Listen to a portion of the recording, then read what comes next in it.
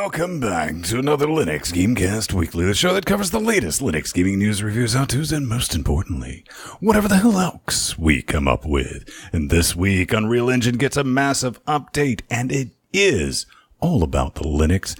And Steam has counted to 1,000. It's kind of hurting me saying this because it's all really crappy games. Computers can now play StarCraft on Linux. People can't, though. And virtual programming shuts out another horde. Stay tuned while we laugh snootily at it. Valve is releasing a new game, and it's the electronic equivalent of a fuck you. And one of the very few Linux MMORPGs gets DDoSed. If I keep using acronyms like this, someone's bound to tell me to STFU and GTFO. That's too late. I've been Stone here at LGC Actual, switching the bits, doing the Nightmare Fuel, joined every week by the man up north. That is Master Fang, keeping it nice and warm in Canada. It's uncharacteristically hot here. Fuck.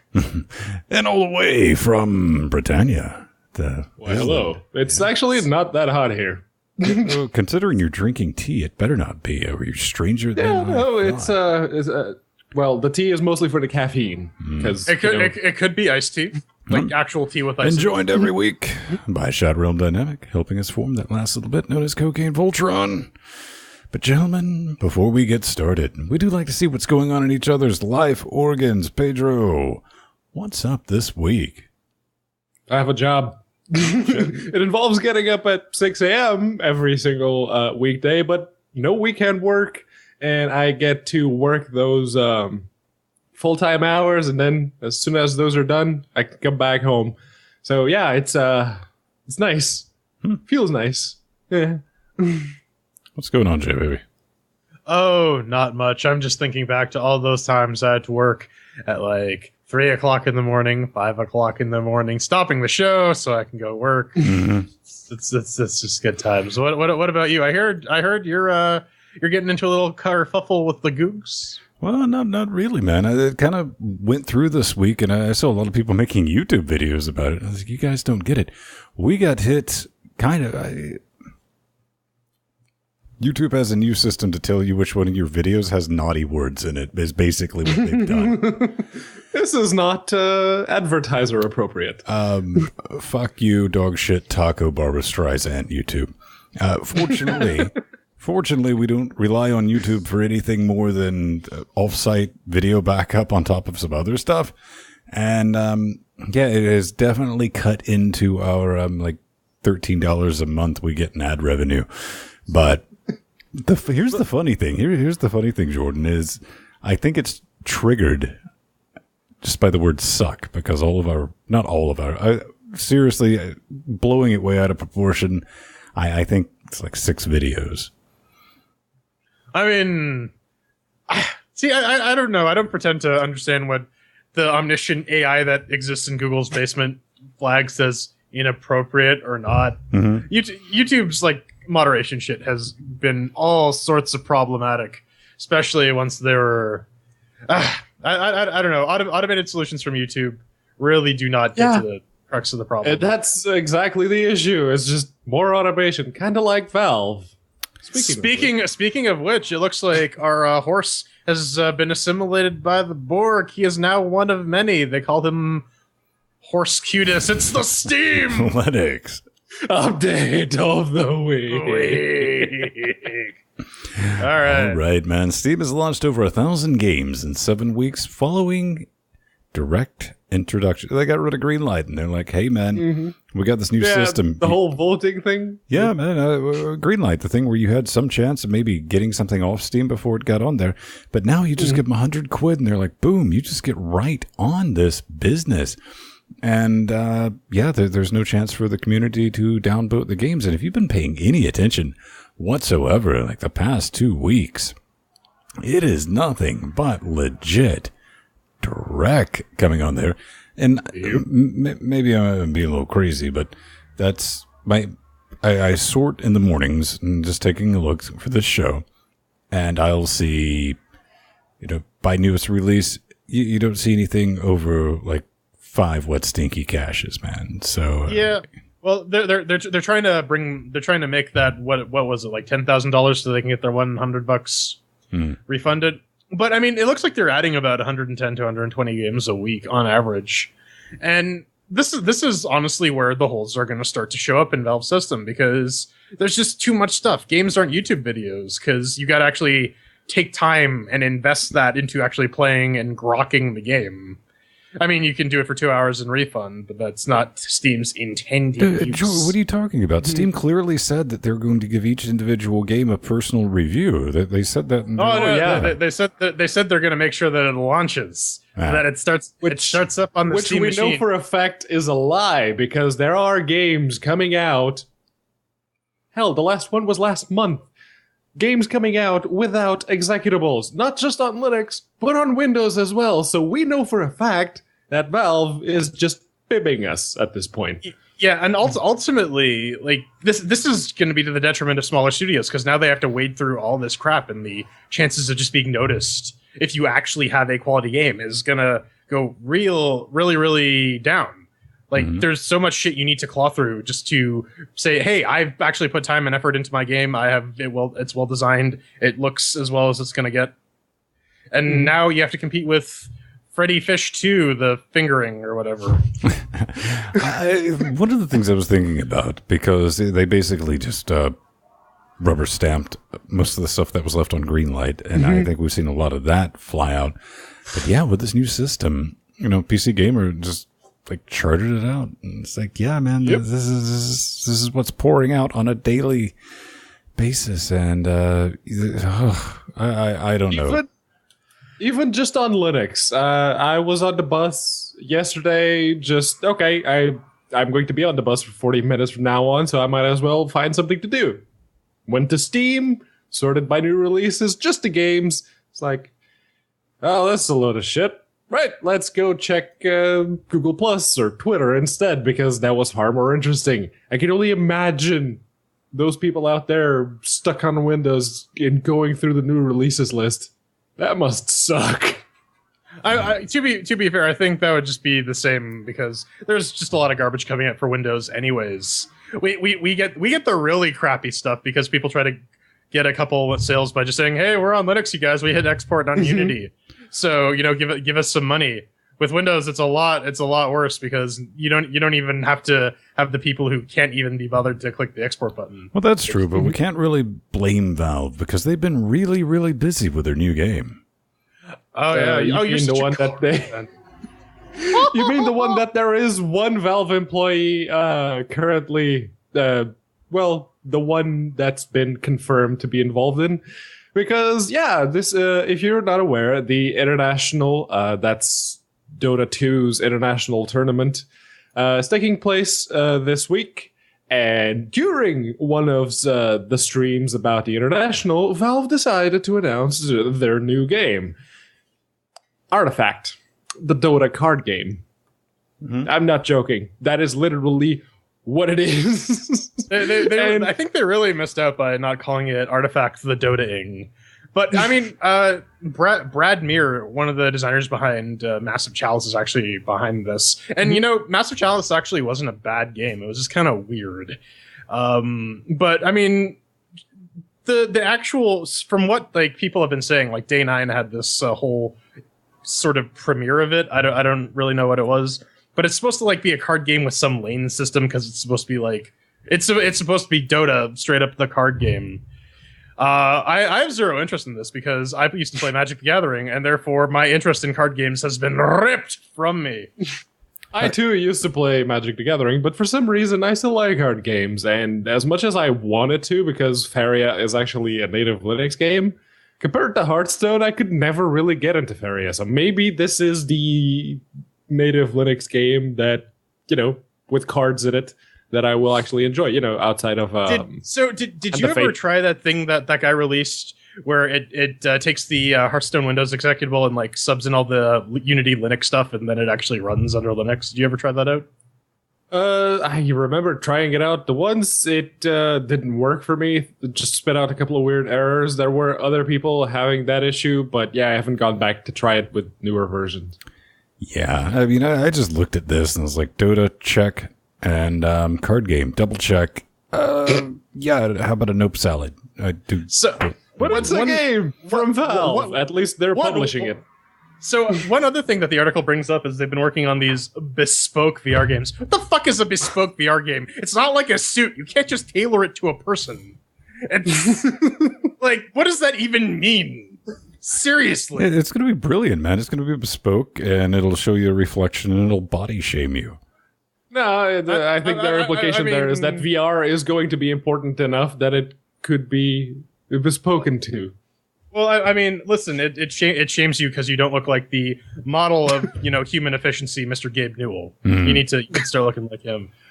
But, there's some other games coming out on Linux, like this one. What was this one called? Gawkin. Okay. Which I work with a guy who has a last name that's very similar, so I have to stop myself from calling him that. Anyways, the Linux version is apparently coming soon trademarked. So there's going to be some official notification at some point. This is basically just like early access anime Diablo. I mean, it doesn't look terrible. It kind of reminds me a bit of Ragnarok Online.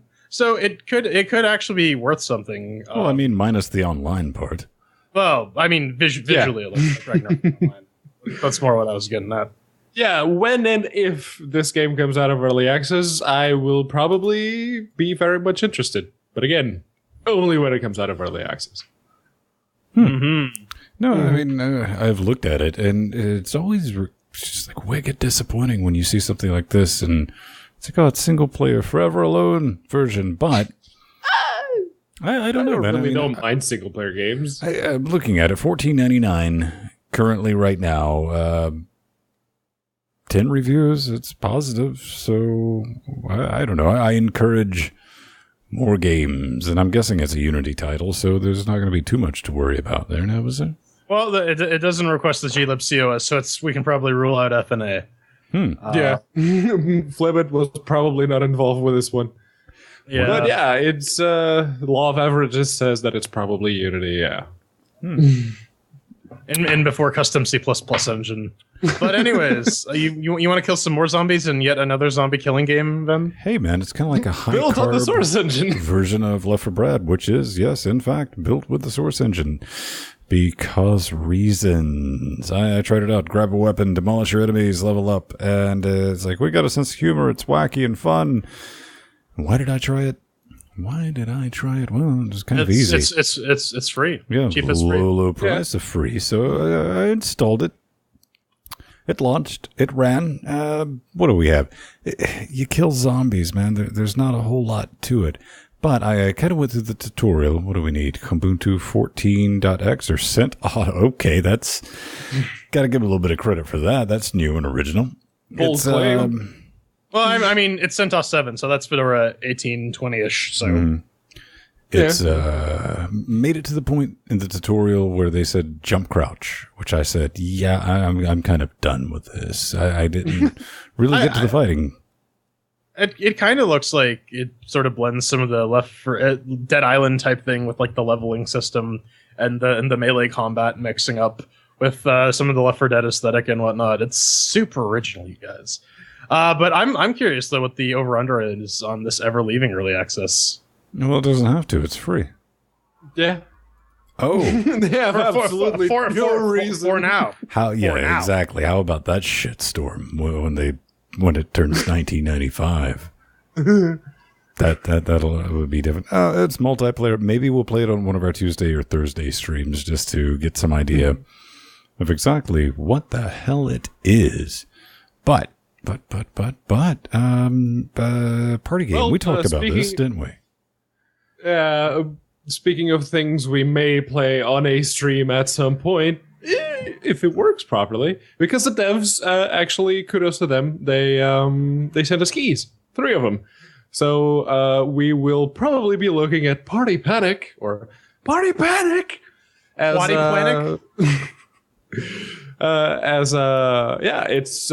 party. Really, greetings from Gooberland. All right.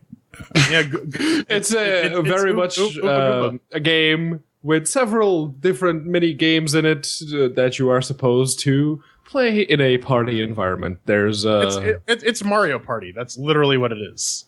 Yeah, with nondescript characters, so Nintendo doesn't sue them. Yeah. But yeah, it's available for Linux. We got keys, so again, we may be throwing chairs at it or playing it. Who knows? In an after show. I mean, it would kind of be interesting because it has a drinking mode, so we could do that on stream and just completely get shit faced.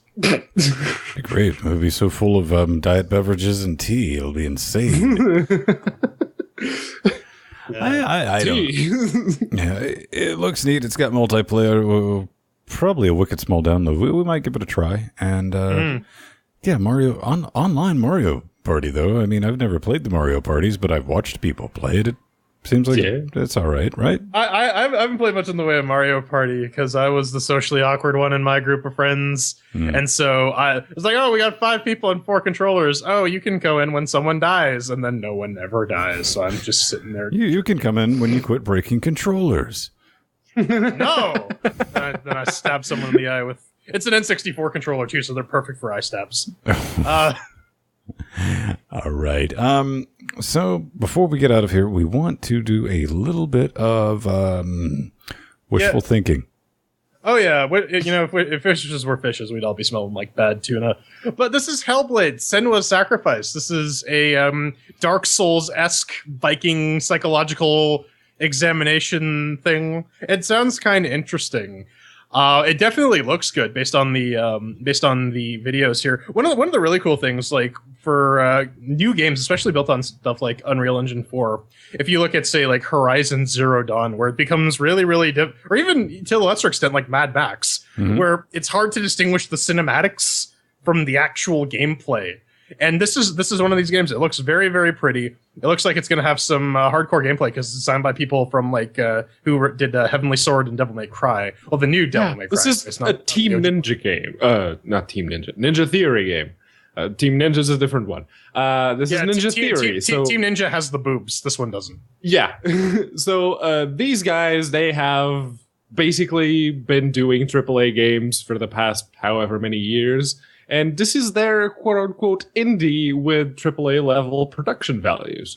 And one of the things I keep reading is that the development team actually had like consultants who have dealt with and know about psychosis because the main character has psychosis. So that's Viking kind of the whole thing. Yeah. Vicosis, if you would. Vicosis. So to the one person out there screaming at their monitor going, "Why are you talking about this?" Well, hey, listen, boys and girls, I know it's not on the Linux right now, but I also know it's built using Unreal Engine 4, and I do believe that we could do some good for once, maybe just one time, by getting into the forums and politely asking, or air quotes around bug the ever-living shite out of Ninja Theory for Linux port, even if it's unofficial, alpha, beta, I will throw money at them. Because brought to you by virtual programming. Oh, yes, of course. We'll get a No, Blam. Just make sure no virtual programming, please. No. But yeah, no, this game, what I've seen from it, it looks like it could be the really good version of Bound by Flame that we never got on Linux. So yes, please bring it to Linux, please. Well, you kind of made that sound like there was a version of Bound by Flame that was any good, period, and there wasn't. Oh shit! Well, I mean, one way to convince devs to do something that you want them to do is to threaten to DDoS them. But I guess we're going to talk about that a little bit in the next section. Yeah.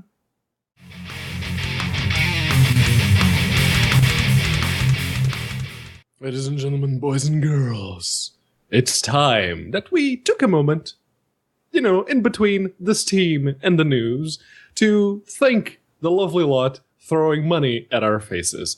I don't know how we're not permanently scarred yet, but I'm going to go out on a limb here and say that's bound to happen sooner rather than later if you keep throwing as much money at us as you currently are. Or more. See, the trick is to be really, really ugly, right? Because then they throw money at your ass, and they think it's your face. But then you just have a scarred ass instead of a scarred face. Are you trying to but imply no one can tell that the we could double dip? I mean, take it both ways. Yeah. We kind of do. You can take your first dip, head on over to LinuxGameCast.com, hit the support the shows button. Maybe give us some love with the Amazon affiliate links. Mm-hmm. Maybe click on them to buy some stuff on our Amazon wish list. You can end up on the fuck wall. Frank's holding it up. We're trying really, really hard not to chroma key it out. We're gonna probably need a secondary fuck wall. That's a little more resistant to the post-production shenanigans that we but less green would be nice. We got some PayPal buttons if you want to give us money that way. Linuxguru gave us some money that way. He's a cool guy, eating his Lucky Charms and Baileys like a champ.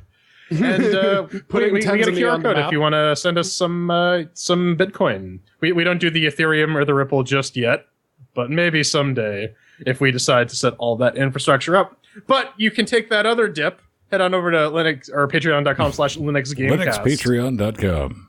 Linux Patreon. Listen, we're starting it up. It's a brand new crowdfunding site. But for now, just go on over to patreon.com/LinuxGameCast. A bunch of you people are now giving us $200, $214 an episode, which means that if we close off August, which is Spoon, it's a couple weeks out, with over that $200 mark, we're gonna do 16-man Serious Sam BFE. Now I fucking hate that game, but I have some small solace, just a little itty bitty bit, because with the 16-man co-op, I will have to play 1/16 of the game as opposed to 1/3 of the game, or one entirety of the game. So there is a little bit of that, but we want to thank you guys a lot because. Holy shit, we've been doing this for 5 years now, and your support is quite overwhelming. We wouldn't be able to do it without you guys. It's kind of crazy. Yeah, it lets us be, as we do say, the loud, live, independent, no commercials, and we can get away with the madness. You might not agree with a lot of stuff we say, but you know we say what we mean. There's no outside influences on that. Isn't that right, Frank? Yeah. That's right, Frank. It's definitely a thing. Yeah, double check that Patreon, though, if you've been thinking about it. And, check out some stuff on there. We got some new rewards coming up. You get access to show notes, Discord. What else do we have? We got like 3 things on there, don't we? If you give us enough money, you can show up on the after show or get all sorts of crazy shit. Like we haven't really been doing the adding to the Hangout live stream thing with the Discords, but we can wrangle something maybe in the future. Put something together. I guess we need the Ryzen box for that because. This poor little beastie can't do it no mo. Hopefully in about 2 more weeks, this thing will not implode and we'll be good. But now that you said that, it's just going to crash and burn. Speaking of Unreal Fantasies, let's kick off the news section. Unreal 417 is here. Bunch of new updates, man. I basically, when I see an Unreal Engine update, I just Control F on this. And a lot of stuff in the rundown. UBT now can use all your cores during native Linux builds. But only if you have 16 gigabytes of RAM. Yeah, but who doesn't have 16 gigajoules of RAM? I mean, other than me right now. I don't. I have 32. A couple of the things. Native builds on Linux are now faster due to parallelized relinking instead of single fixed deps. I want to call them fixed derps, that step. And for some reason, they've removed the obsolete PhysX de-optimization that was in there because debugging. You're missing the huge update that comes with this, though, is Project Scorpio support, man, because DirectX 12, it's coming. It's the future. Xbox, yo! Oh, yeah, it's going to download all that RAM for your new Xbox One X. Listen, can you get it any more redundant, Microsoft? You can run Unreal Engine on your Xbox and do your game development with all the 8 gigs of RAM that comes on the Scorpio. I don't know where I'm going with that. Hey, man, I don't want to hear another word about it because my Scorpio will run everything at 40K and at 100 frames a second, right? Yeah, in the grimdark future, Project Scorpio glasses planets and decries heretics and murders them in cold blood. Excited to see it. If we're just being perfectly honest, Unreal Engine still needs some work on Linux. The one thing I go to see what the current thing is the one, I think the first game on Steam anyway, was Descent for Unreal 4, and every time they do a rebuild of that. And then there's still Unreal Tournament, which will probably never come out, and it's still kind of chubby. Well, that is like the pure... Well, again, it's an open source project. I've talked about this a couple times, where it's open source projects are on a continuous delivery model. They're never going to have like a final 1.0, and it's Unreal Tournament is always going to be like, oh, check out this cool shit we've added to Unreal Engine 4. We've done something completely pointless that completely breaks the game balance in Unreal Tournament so that we can show it off, you guys. Yeah! Okay, now it's my turn to be pedantic. It's not open source, it's source available. Okay? Right. Yeah, it's a decompiler, right? The new Unreal Tournament, it still has issues. It had a Vulkan renderer for a bit. And then they said, yeah, no, we're not going to ship the Vulkan renderer on the compiled binaries anymore. So you're going to have to build it from source if you want Vulkan. And good luck with that. You'll get even less textures than you get on the OpenGL version. Seems like a pretty dumb idea. But speaking of dumb ideas, someone decided to give these assholes some money again. Apparently, MXGP3, the official motocross game, sponsored by Motocross, is being quote-unquote ported to Linux and Mac by the not fine people at Virtual Programming. I mean, here's the deal. Yes, you can use Eon to natively port games and just use it as a wrapper for the graphics layer and still have to recompile everything to use Linux system calls and what have you, but you never really know. You have to buy that game, extract the binaries, figure out if there's some fucking archive format, and then you find the actual exe for the game. It's actually really easy. So here, it's a pain in the butt, though. You gotta actually go through the steps and do it. But here, I have an alternate solution for you. Is this will eventually be thrown in some bundle, some humble bundle, indie royale, whatever. So you can get it through that and then just play it through Wine. Yeah, and Wine, from personal experience anyway, Wine tends to perform better than Eon quote-unquote ports. It happened with The Witcher 2 back when that first came out. I had the calculator at the time, couldn't even start it with Virtual Programming's port, heavy air quotes around that. And on Wine, worked just fine. I could play it on medium settings, holding 30 FERPs all the way through. So that right there was me learning that Virtual Programming were full of shit. And they were lying to people's faces. So here's an interesting thing. We didn't put it in the show notes this week, but Feral announced that they're going to be doing a BioShock remastered port for OS 10, and then they recently did the open up thing. Hey, give us your requests for the Linux ports that we're never going to do because we can't convince devs to give us money. Given the fact that one of the BioShock games that's available, the BioShock game that's available on Linux is a VP port. You think Feral will actually, make good with their We don't know. I mean, we definitely sit back. Thing. I mean, with Virtual Programming, I don't know. They do whatever they want. I just choose to ignore them and all that business. But Feral ported the BioShock 2 on the Mac. That was definitely a thing. But we're not talking about BioShock Infinite. We're talking about a motocross game in 2017, which just made me go, wow.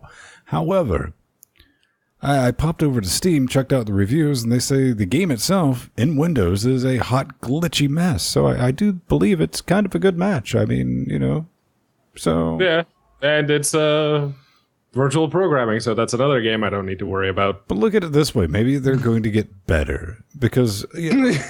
Unfortunately, you don't know. I mean, maybe you will get a native port, maybe you won't. That is the crapshoot I personally don't like to take. Yeah. So just wait till it's on a bundle, play it in one. And to Strider's point, I'm not saying that it will perform better. All I'm saying is don't use the Eon port. Just play it in one. Oh no, it is. Valve actually does collect statistics on that. Valve does I have seen it. I have seen it work better on my systems with Wine. As much as I hate to take Strider's side, anecdotal evidence is not evidence. It's anecdotal. Yes.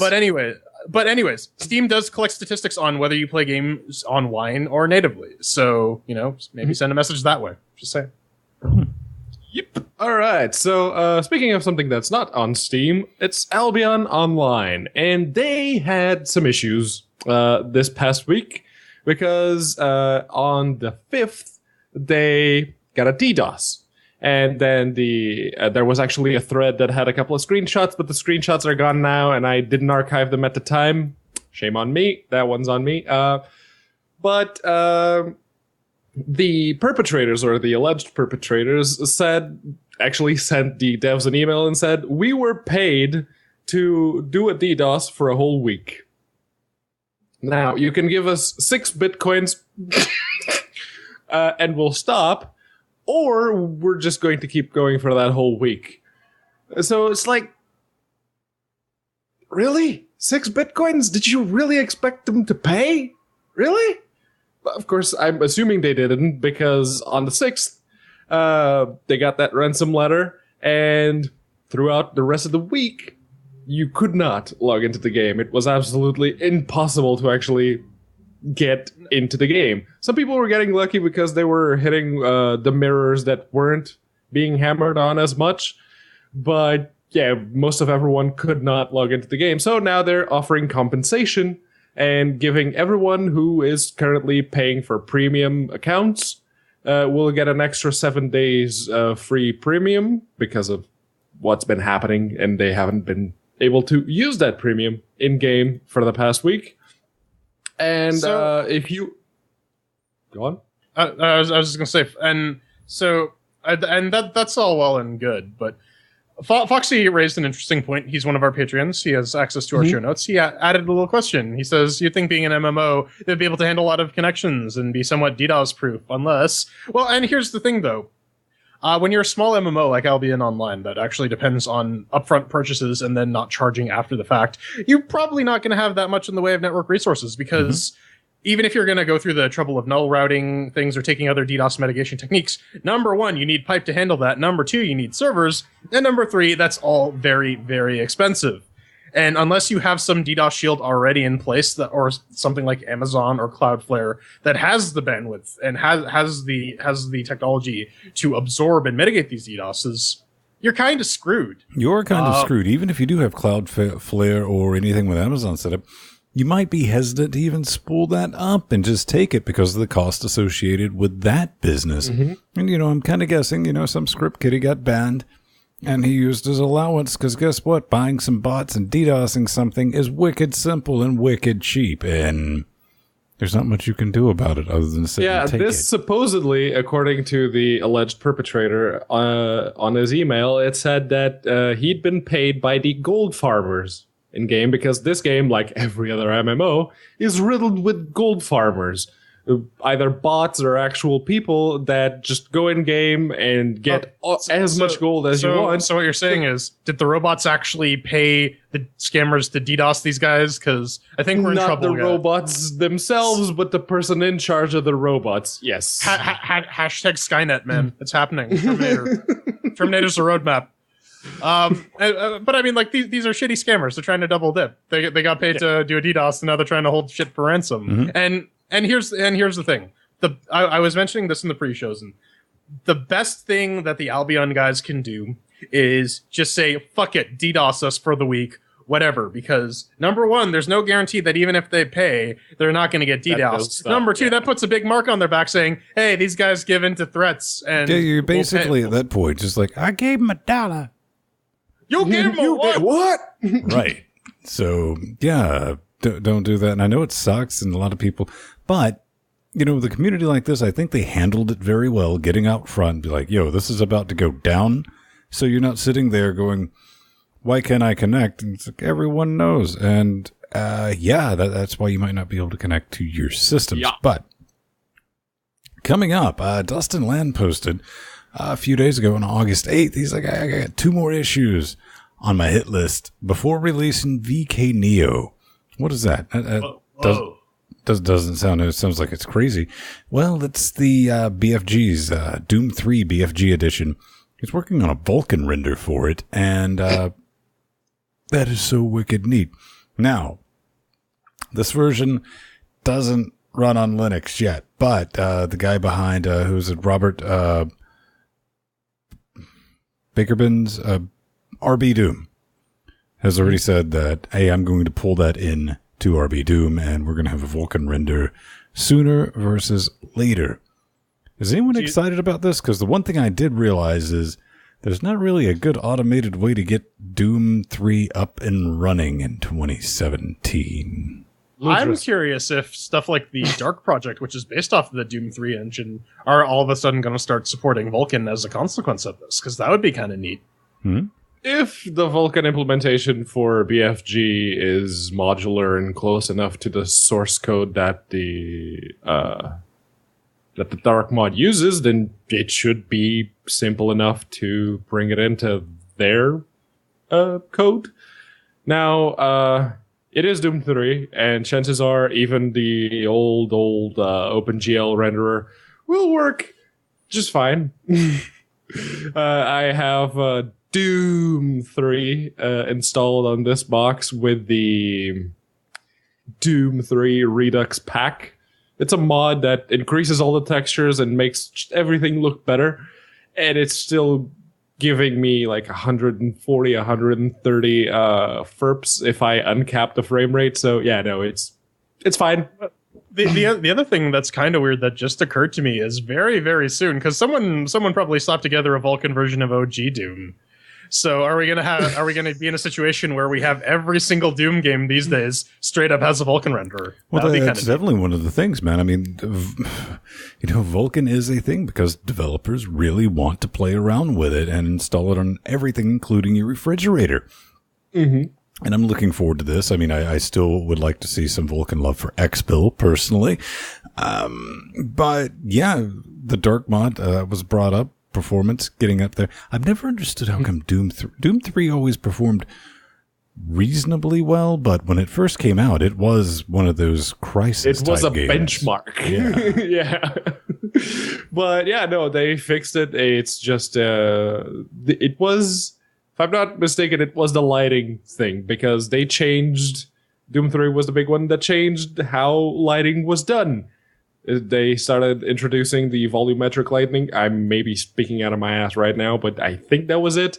And that, at the time, GPUs just couldn't handle it. But we're talking about Doom 3 here. Don't you mean volumetric dark? Yeah.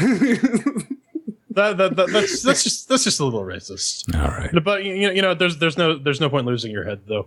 So this is kind of interesting. So very rarely do you see stuff thrown up on Blizzard's GitHub, but this is SC-S2 Client Proto, which is the headless StarCraft II client.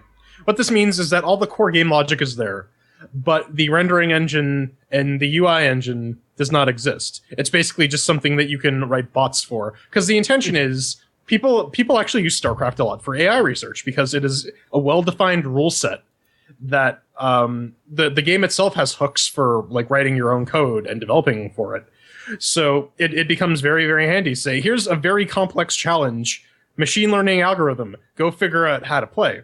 And because developers want to fuck around with Vulkan because no one wants to install Windows 10, AI developers specifically don't want to have to use Windows, because the machines that actually run their artificial intelligence software, gonna let you in a little secret, Brett. They're all running Linux, so they maybe want to code on the same platform that they're deploying software to. But this is just proof that Blizzard can totally support Linux. They just choose not to. Yeah, that's definitely it's kind of irritating, but at this point, Pedro, do you even remotely expect anything? Because I remember when I first just read the headline for this, and it was like, StarCraft 2 now available for Linux. I was like, no, something's wrong here. Yeah, no, at that point I was like, oh, wait, what? Oh, the headless version. Right, okay. Yeah, no, Blizzard they don't care about Linux at all. They see it as too much work for too little payoff. And can you really blame them? On Steam, Linux is at, 0.80 something %. So yeah, they don't see it as a way to get either their return on investment or to actively make a profit, which then begs the question, are they just hypocrites? Because I'm pretty sure they're not exactly making a profit out of macOS either. Or is their macOS market share that irrelevant that it would interest them to support Mac but not Linux? Because I genuinely doubt it. I think it's one of those things where OG StarCraft, OG Diablo, all these games had Mac clients. That was one of the big things that made Blizzard games very popular early on. World of Warcraft has native, or they had native Linux clients, which got leaked at one point. Yeah, no, and in fact, I would hazard to guess that they actually do have a modular enough build system where they can just plug in new platforms, because that's how they got Diablo on the Xboxes and the PlayStation 4s and whatnot. Again, the fact remains they just choose not to, and this is just rock proof. And it's like, hey, it's StarCraft 2. Yeah, we just don't have any maps for it. We don't have any game UI stuff, and yeah, go write your AI programs. Have fun. I don't know how long until somebody finds some clever thing to do with this that resembles gaming. It's definitely possible. What would be kind of interesting is if someone could figure out how to turn this into like actual games and then just piss Blizzard off, way the fuck off. But they'd probably do it in Emacs. Yeah, they could use the engine, because Blizzard already does something with StarCraft 2, which is you can get the free version and then just use the engine to run all the mods that you could get for free from the StarCraft store. So if anyone can get just the engine bit working on Linux, we can then play all of those StarCraft 2 mods that are free without having to use the Battle.net client, without having to use any of that. Yeah, you'd still have to rip all the assets and create brand new rendering paths and whatnot. It's not that easily done. This is some like fucking open Skyrim level project. But something that is not Skyrim, and I was trying to hint at with my Emacs thing, is a game written in Lisp. Pedro, tell us about it.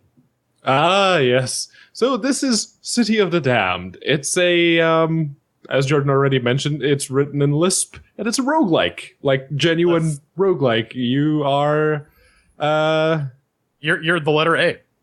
You're one of the bad guys. Yeah, you're not the ats. You're the letter A. You're one of the bad guys. You're an imp. You're a demon. You're basically something that goes into a city. I got an archangel in mind, so. Yeah, you can actually, it lets you pick several different background stories, which give you a different playable character. But yeah, it's a different take on the roguelike, but the presentation is very familiar to anyone who's ever played any roguelike ever.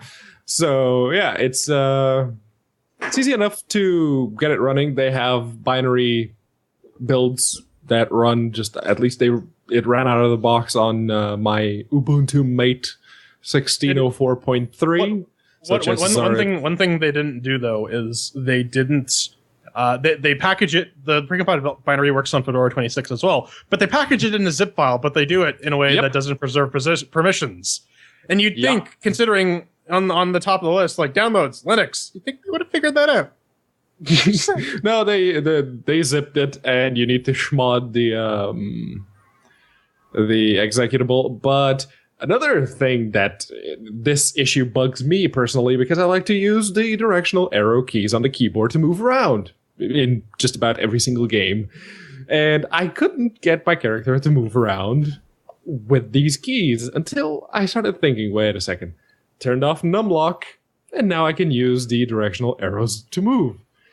How retrograde is your input mapping that the cursor keys are mirroring 8426 on the numpad? Hey man, I spent 30 minutes trying to get my Nintendo PowerPad to work with it, and so it's clearly not using SDL2.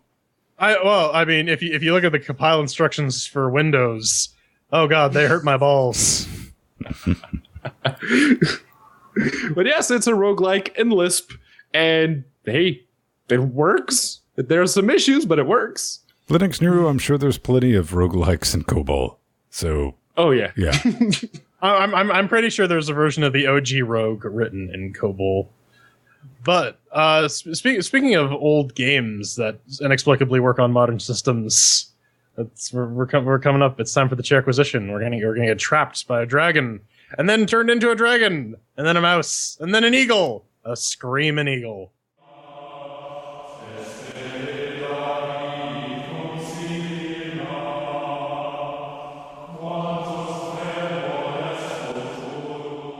It's hot like being bathed in the flames of a fire-breathing dragon. Speaking of which, we're throwing some chairs at Wonder Boy. The dragon's trap Or like the dragon's crap, am I right? Anyways, this is from Lizard Cube Games. This is a weird thing, because this is actually reverse engineered from the Master System version, insofar as it can actually accept passwords from the Master System version. It's pretty neat. What is it? Cursed into a half-human, half-lizard monstrosity by the Mecha Dragon. You are in search of a cure. The only way you can turn to your human form is to find the Salamander Cross, a magical item with the power to remove curses. So the devs sent us some keys for this. So let's kick off the CHAIRQUISITION for Wonder Boy, the Dragon's Curse. 1 chair means it's crap. 2 chairs means it's meh. 3 chairs means it's pretty good. 4 chairs means it's awesome. And we got our categories of Doom mixed with the working, shiny sounds, controls, and fun. So, Ven, were you trapped by the functionality of this game? Well, over here on the Ubuntu 1604 system, the box of business with 8150 powered by a 980.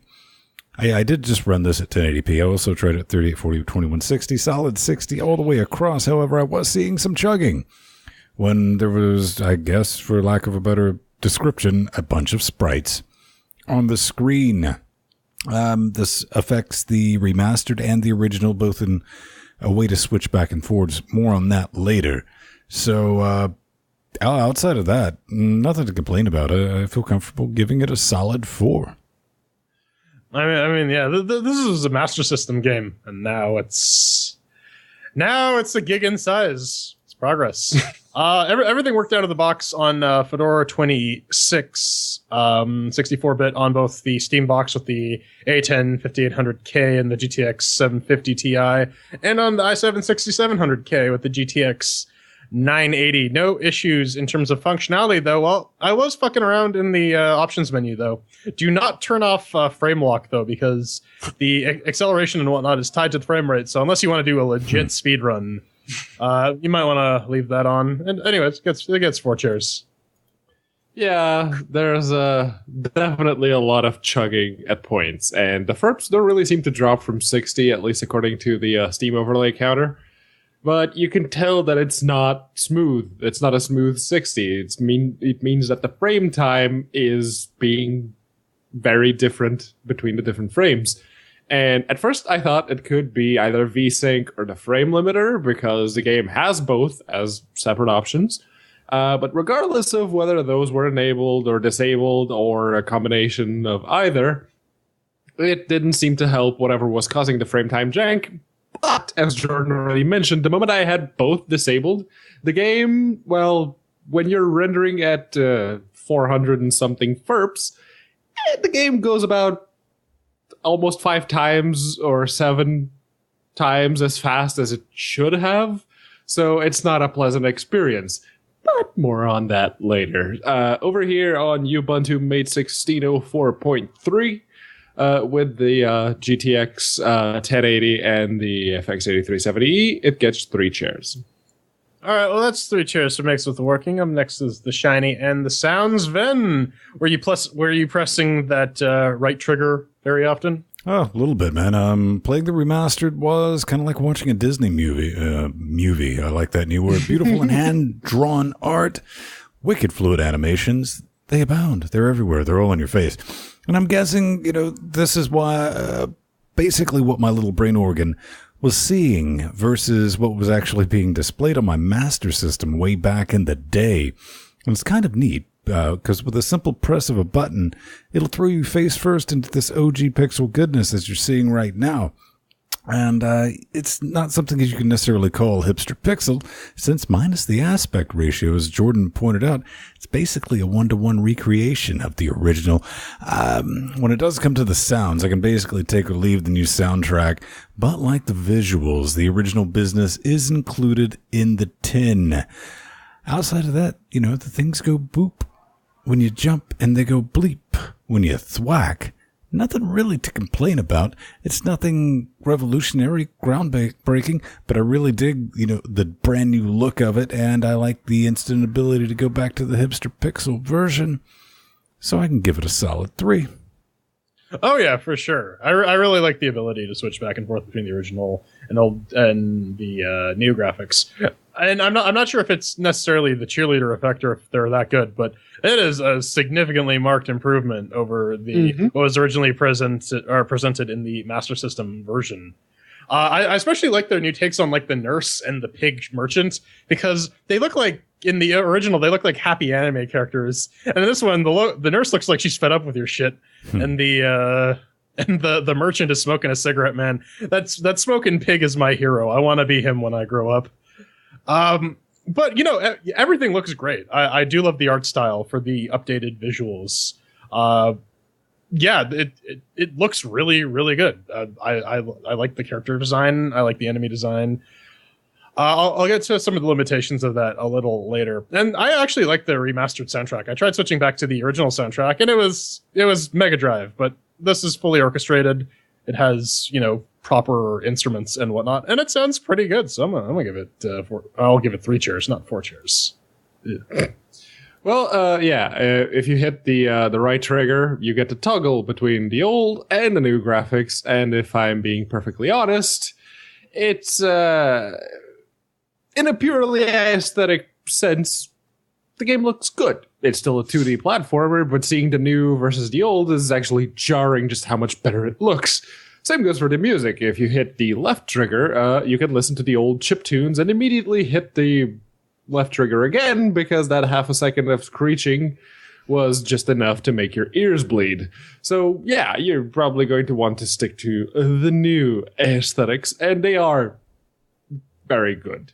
Could be better, but yeah, it's definitely 3 chairs worth of shiny and sounds. Okay, well, that's 3 chairs on shiny and sounds. Up next is control. So, Ven, did you plug your Atari 2600 controller into your computer to see if that would still work? No, man. That only works with my Genesis controller. The remastered version controls like delayed arse. Let's just get that out of the way. OG mode, the original game, the OG gangsta. It controls spot on, but then again, the original version kind of had some slippery controls.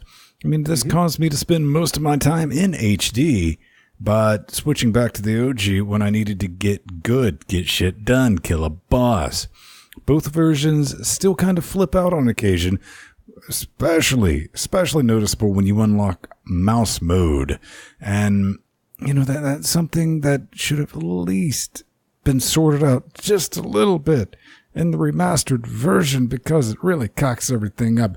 With the original game having some particularly slippery controls, and the noticeable difference between the pixel version versus the remastered being noticeably worse on top of that. Listen, I'll say your controls work. They're not great, and technically the game's playable, so I can give you 2 chairs. That's the best I can do. Yeah, it basically controls like a Master System game. At least I'd assume. I've never actually owned a Master System or legitimately played one, because I'm from North America, where the system didn't really succeed because of that little gray box everyone hates called the Nintendo Entertainment System. But I did definitely notice that when you switch to the OG mode, you can actually do like the sharp direction turns a lot easier than you could in the remastered version. I guess there's like some animation or something that takes a little longer. I don't really know for sure. But either way, they're both kind of sluggish. And considering at some points you may actually want to do some maneuvering to avoid getting killed to death, it doesn't really help you much. So it gets 2 chairs. One last point. It does actually work with whatever controller you plugged into it. I tried the Xbox, I tried DualShock 4, and Steam controller, and everything worked out of the box. So good on them for that. Yeah, no, I did play it with the Steam controller, and it worked. Now, I honestly don't know how many times I've said this, but it seems that people just don't learn. If you're releasing a platformer in this day and age, you need to be absolutely fucking sure that your controls are tight. You need to have the absolutely fundamental way with which players interact with your fucking video game down pat. And you don't. You really fucking don't. The playable characters slide around like they're constantly on the ice level. Even when that's not the case. There's this weird feeling of shit momentum whenever you try to jump. Shit-mentum, as I've taken to call it. And it feels absolutely horrible. It's absolutely atrocious to control this game. And again, this is another example of a game that prioritizes aesthetics over functionality. The animation of the new version makes the game objectively worse to play. That is bad. I can't give it 1 chair because you can still, in practice, play the game, but boy, do I want to. 2 chairs. Okay, well, that's 2 chairs for controls. Let's put a bow on this. Ben, did you have fun playing Wonder Boy, the Dragon's Trap? What is the secret of your power? Can you take me away to the Mucky Muck land? You know, sometimes being faithful to the original can be a bad thing. And when we're in the court of public opinion, I'm going to use this game as Exhibit A. When Wonder Boy 3, The Dragon's Trap, was released in 1989, it was praised for its colorful graphics and non-linear gameplay. Then again, as I pointed out, it was kind of panned for its slippery controls. So, what do we have in 2017? We have a remake that's wicked pretty, but still suffers from controls that range from the aforementioned slippery to fuck this plus Alt F4. That has definitely happened. The platforming's basically atrocious. The story's non-existent, and the whole non-linear gameplay was a thing they did back in the day. It was always used to cover up games that basically you could 100% in under 8 hours and handily beat in well under 5. You could get away with that way back when in the 8-bit days, but times have changed, man. I mean, like several remasters, like the ones from Double Fine, this is kind of the same exact, not kind of, it is the same exact game with a fresh coat of paint and some new tunes. If you miss the original, you will be frustrated by the clunky 80s game design because it is there and it's there in force. If you want to do the nostalgia dive with the extra pretty, which it is quite pretty, you'll end up playing it in pixel mode so you can kind of control the damn thing. Personally, I can't recommend this for the $19.99 asking price. Didn't have a good time with my nostalgia grab, and yes, I didn't beat it, but I definitely played this on my Master System. Yeah, so I mean, I didn't hate it. This seems like a game that had I a Master System growing up, I'd probably sink a good amount of time into it.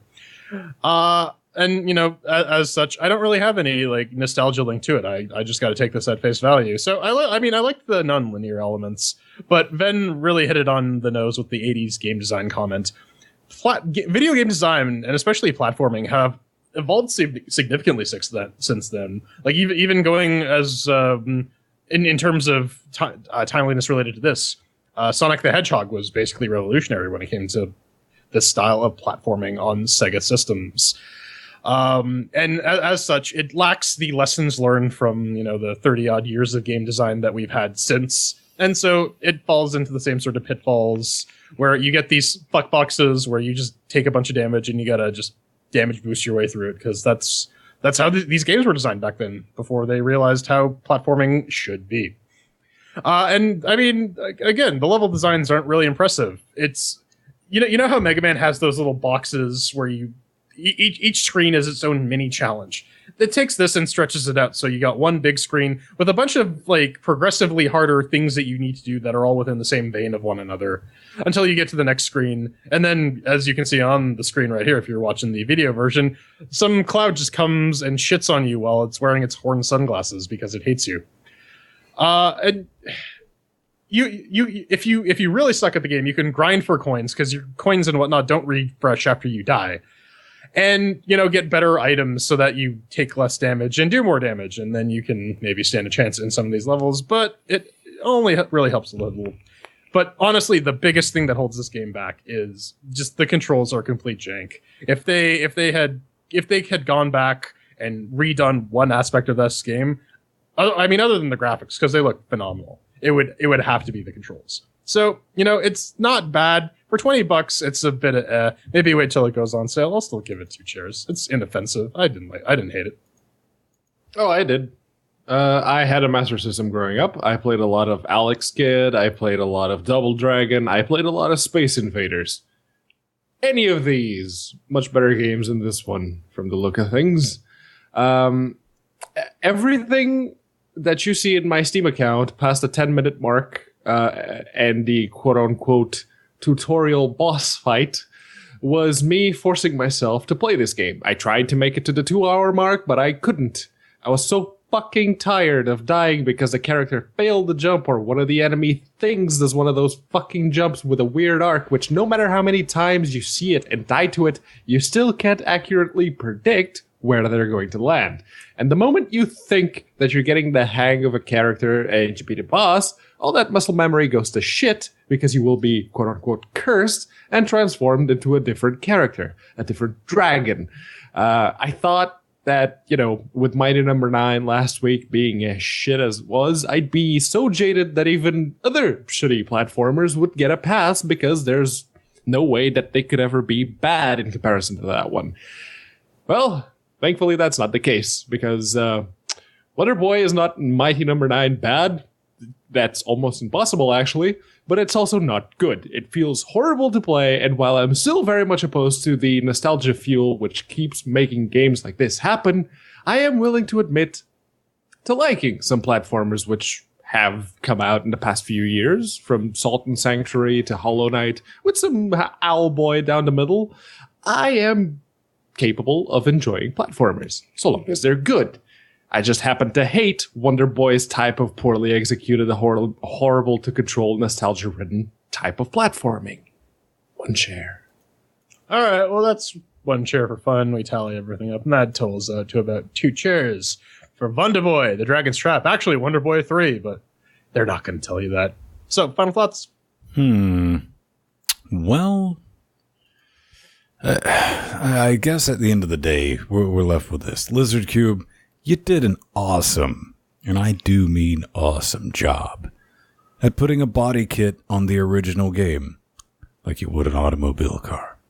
But unfortunately, like a body kit on a car, you basically stuck a Lamborghini body kit on a Pontiac Fiero. That's what you did. Because, yeah, it looks pretty as fucking all. Sounds, give or take, like I said.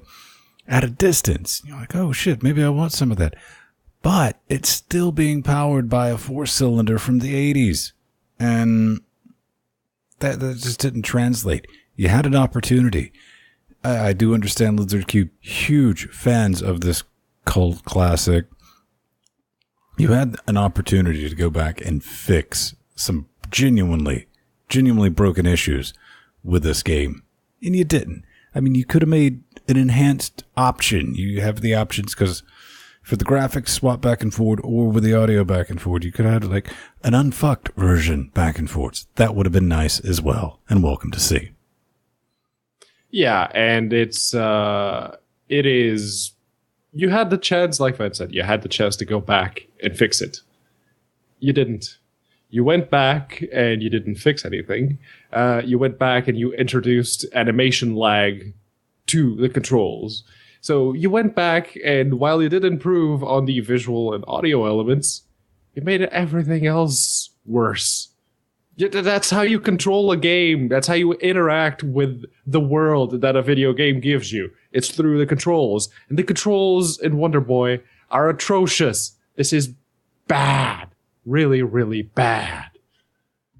Yeah, they were always bad. And like I said, there's tons of really bad 80s game design in here. But this was always from Genesis supposed to be a recreation. And it succeeds on that merit. But as a game that you pay $20 for to play for your fun times, maybe if you have like some kid who you want to just keep quiet for a couple hours, give this to them. I would say wait till this goes on sale if you're going to pick it up, or else you're just a huge fan of the original. So coming up next, we got 3 items of hate mail for you, entitled Jordan Shock Hybrid, which sounds like a really, really bad Linkin Park cover album.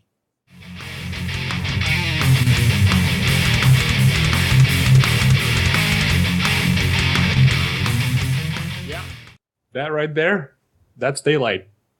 That's how early it is.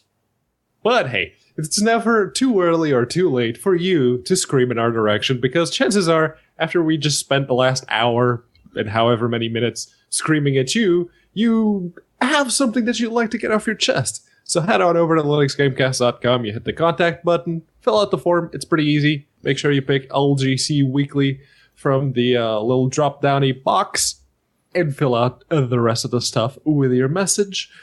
and we'll be happy to feature it here if it's, of course, irrelevant. If not, well, we won't. Seems legit. Yeah. Okay, so Jason had something for Jordan this week. Yeah. Everyone seems to be sending me hate mail lately. It's almost as if everyone hates me. Thanks, you guys. Thanks for validating what my depression tells me every day. He says, right before you guys are going to talk about the game The Long Dark, Jordan mentioned that his nipples were like pencil erasers. For some reason, I laughed my head off at that one. Keep delivering the funny and keep the content coming. Well, you can actually thank Serious Sam the second encounter for that gem. Ever since I heard that one in high school, I too had a similar reaction the first time I was exposed to that.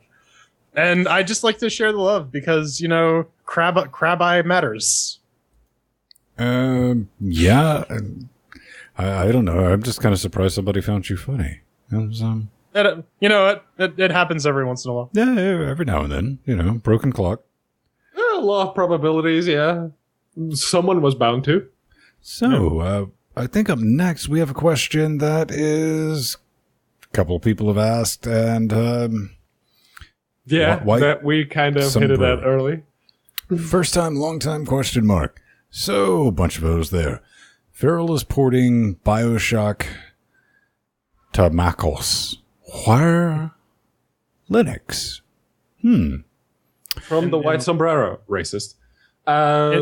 It's in the hand of virtual programming. I mean, it's no white Portuguese.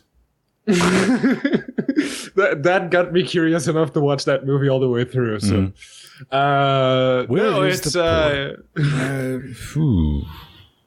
we were genuinely wondering that earlier in the show.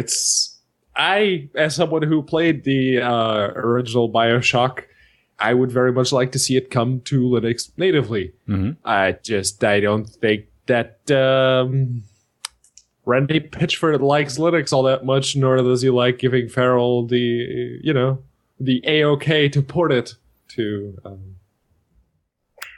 It seems like it would be a good idea. I mean, Feral has experience, as we were talking about, with porting BioShock. They did it from Mac. Yes. And, for the life of me, I don't understand why they didn't get BioShock 2, other than they decided to go with the lowest bidder. And Feral is not going to be the lowest bidder. Well, not BioShock 2. BioShock 2 is a different game. It's Infinite. Well, however. I don't know. Which is actually BioShock 3. But Yeah. So, they've just kind of went radio silent, which means one of two things. Yes, they are porting it, or B, they're not. So, there you go.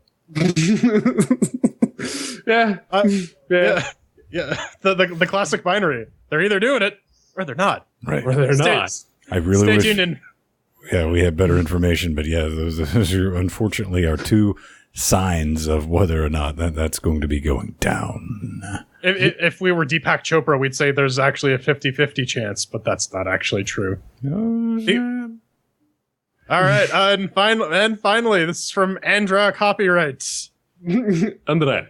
His name is Andre, and where's my native kernel support for hybrid graphics apart from BB Switch module? Okay, now seriously, any plans on this? Would be nice topic to talk about. For now, without a nice straightforward support, I just BB switch off my discrete GTX 980M. Obviously, I'm talking about laps. I'm guessing he means laptops. Regards, Pinella. Pedro knows me. Yes, I do. Andrea Pinella. That's an old classmate of mine. From first grade up to 8th grade. We were in the same class. And yet he still wants they still want to talk to you. Mm-hmm. That's kind of shocking. I guess Stockholm syndrome is a real thing. I wrote a guide on this actually, how to enable primeless GPU switching under the Linuxes. I should really post that. No. Yeah. No. And the only reliable way, as someone who did have a Optimus laptop for a week or so, more on that soon, stay tuned, I can tell you that the only reliable way to do that is to just use the NVIDIA drivers and log out to change from the dedicated GPU to the integrated GPU and vice versa, because everything else, if you just go, you can like Bumblebee switch, which is BB switch, that isn't reliable as balls. It always has been, and it introduces tons of tearing if you're actively switching from the IGP to the dedicated GPU when you're just, you just start a game and it activates the dedicated GPU just for that application. It's being piped through the integrated GPU and then to the panel of the laptop, which is just tearing all over the fucking place. It's horrible. That being said, though, if you're using Prime and Prime Sync, which is supported out of the box with the NVIDIA drivers, you need to set up a little Xorg thing. It's all in that guide that I never posted that you're never gonna see ever. No, I don't know, man. Don't you think like maybe you could just buy one with like AMD integrated graphics so you don't have to worry about gaming? Oh snap! At that point, you're better off just buying a MacBook. Ew. No, but actually, as of Xorg 119, the latest NVIDIA drivers do compensate for screen tearing. I have confirmed this. So just look up how to set up Prime, because that is the way to do it. Don't use BB Switch. You lose the power saving stuff, but you keep the actual performance for having a dedicated GPU. So. All right, I do believe that's going to do it, because on that bombshell, you can always find us around 9:30 Eastern Standard Time when we're not crashing and burning and dying in a fire. It's quite brilliant. I'm Vince Stone. I'm always here. Actually, we'll be back Tuesday, Wednesday, Thursday. It's crazy what we're able to do with your support, and thank you so much for that. We do very much appreciate it, but if you want to scream at my head organ, at Vince Stone on the Twitters, and just plus Vince Stone, Google Plus. I'm there. I'm Jordan Svung, and I am constantly writing things that I will never post because the court of public opinion is not kind to me, and I have a very fragile ego. I'm just going to come out of the corner. You can find me at Burning Fool on Twitter, plus Jordan Svung on Google Plus. Oh yeah. Thankfully, you don't get access to the Pedro shit and Jordan shit folders that are included in our show notes folder.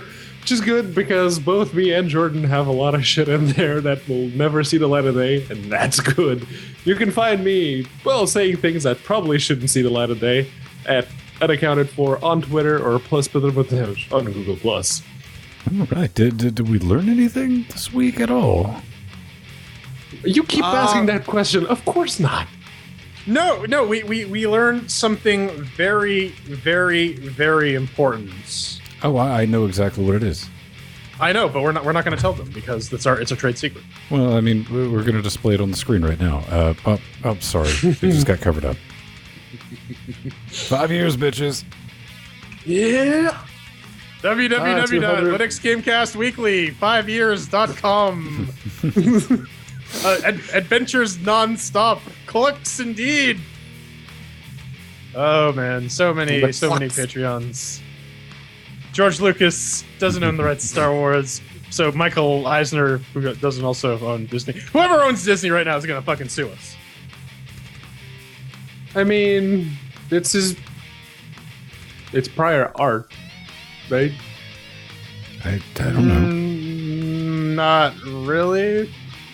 The scrolly thing, because if they come after us, they will have to go after everyone who's using the scrolly text type of thing for anything. Dude, I'm sure somebody has original art on like yellow text.